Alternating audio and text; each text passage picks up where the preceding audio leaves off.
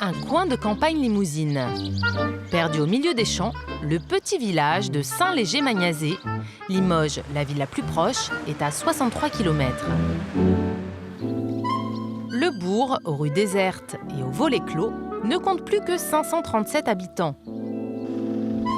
Élie se souvient des années 50, l'âge d'or du village et sa trentaine de commerces. Là, il y avait le coiffeur, le bistrot, et un peu plus loin, là-bas, un coiffeur en dessous. Cet ancien agriculteur de 73 printemps n'a jamais quitté le village. Là, il y avait un bistrot. Le docteur du village, il habitait là. Une boucherie et à côté, une boulangerie. Là, c'était un bistrot, il y avait un coiffeur. Là, c'est pareil, il y avait un cordonnier. Il y avait une épicerie aussi. En dessous, là, il y avait un bistrot aussi. Là, derrière, encore un bistrot. Il y avait une coiffeuse avec une épicerie. Là, il y avait un bistrot qui faisait hôtel, restaurant en même temps. Et même par la suite, il y a eu un pâtissier qui s'est installé avec. Et maintenant? Plus rien. Plus rien, pas tout à fait. Josiane, Madame le maire, a à cœur de redonner vie à Saint-Léger-Magnazé. Élue depuis 3 ans, elle ne lésine pas sur les initiatives. Voilà, vous arrivez devant la bibliothèque franco-britannique. Vous arrivez chez le médecin. Il est là depuis 2 ans, c'est un médecin roumain. Il travaille très bien, il a fait sa clientèle en 1 an et demi. Parce que j'ai pas trouvé de Français, monsieur. Aucun n'a voulu venir s'installer dans ma ruralité. Pourtant, quel dommage. Mais elle ne s'est pas arrêtée là. Création d'une maison des jeunes, maintien de la poste, sauvetage d'une classe de CM2 et son dernier bébé, un restaurant flambant neuf. Cette réalisation, nous avons mis 2 ans pour la faire. On a livré le restaurant construit, fait, peint, avec la cuisine équipée. Après, j'ai trouvé les teneurs du restaurant, donc Brigitte et Pierre. Et ma foi, le projet est parti.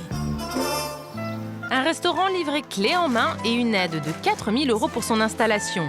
L'offre était alléchante, Brigitte et Pierre n'ont pas hésité. Leur intégration s'est faite en douceur.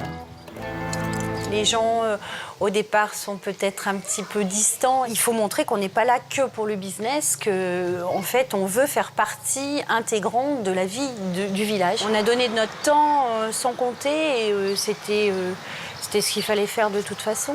Bonjour. Le bouche à oreille fait son œuvre, les autochtones adoptent très vite le restaurant. C'est avec la coquille, là. Avec le carton, encore une fois. Alors, j'aurai... En cuisine, pour Pierre, c'est le coup de feu. Allez, on y va. 5 adultes? Oui, il n'y a pas de souci. C'est vrai qu'au départ, on était quand même un peu sceptiques parce qu'il n'y a pas beaucoup d'habitants au kilomètre carré. C'est inespéré même d'avoir autant de monde. Je pense qu'on va être obligé d'embaucher parce que moi, sinon, on va y laisser notre santé. Vu qu'on est que tous les deux, ça commence à être dur pour nous. Pas pour les clients. À table, ils savourent ce renouveau dans le village. Les restaurants dans les coins, il n'y en a pas beaucoup. On est obligé de faire un petit peu de kilomètres pour trouver un restaurateur. Et quand il y en a un, la preuve, ça marche. C'est fantastique. C'est bon marché, l'ambiance est sympathique. Du jour au lendemain, tout a changé. Là, c'est encore à la bonne franquette, vous voyez. On a le droit de venir ici sans trop réserver, sauf le samedi et le dimanche. Mais après, ça va devenir compliqué. Une des recettes du succès, Brigitte a mis en place une formule à 12 € avec entrée, plat, dessert. Un tarif et des assiettes copieuses qui plaisent aux travailleurs du coin. Mais ils ne sont pas les seuls à venir se régaler ici. À Saint-Léger-Magnazé, un quart de la population est anglaise. Ici, c'est nécessaire de parler anglais parce que j'ai, on va dire, 70% de ma clientèle qui est anglaise. Pour la plupart retraités, les Britanniques sont plus que de bons clients. Ils sont essentiels à la survie du restaurant. En cuisine, Pierre a dû s'adapter.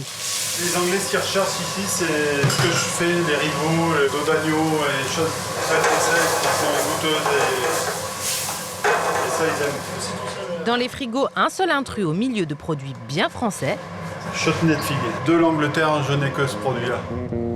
L'initiative fait aussi revivre les producteurs locaux. Pierre se fournit le plus possible chez eux. Ça va ? Ça va. Ouais, c'est le dernier, il doit y avoir un peu de ronce dedans. Comme chez Pascal, un apiculteur du village voisin. Le but de travailler avec des gens comme Pascal, c'est de faire revivre le village et les producteurs avec des gens passionnés qui aiment faire ce qu'ils produisent. Donc c'est important aussi que moi je fasse participer ces gens dans le développement de mon affaire. Merci. Le soir, au restaurant toujours plein, l'ambiance se fait plus feutrée. Le buffet laisse place à une carte plus chère, mais plus inventive. Au moment des comptes, le chiffre d'affaires est bien au-delà des espérances de la patronne. Je devais faire 18 couverts par jour et là, eh bien, j'en ai fait 90. Le chiffre d'affaires que j'avais prévu en un mois, je le fais en une semaine. On ne va pas se plaindre. Ouvrir un restaurant dans un coin reculé, ça peut marcher. La preuve est là, c'est que en fait, les gens ont adhéré et nous ont suivis. Le village aussi nous a suivis. Les habitants de Saint-Léger-Magnazé ont trouvé une âme à leur village. Elle s'appelle la Grange des Arts.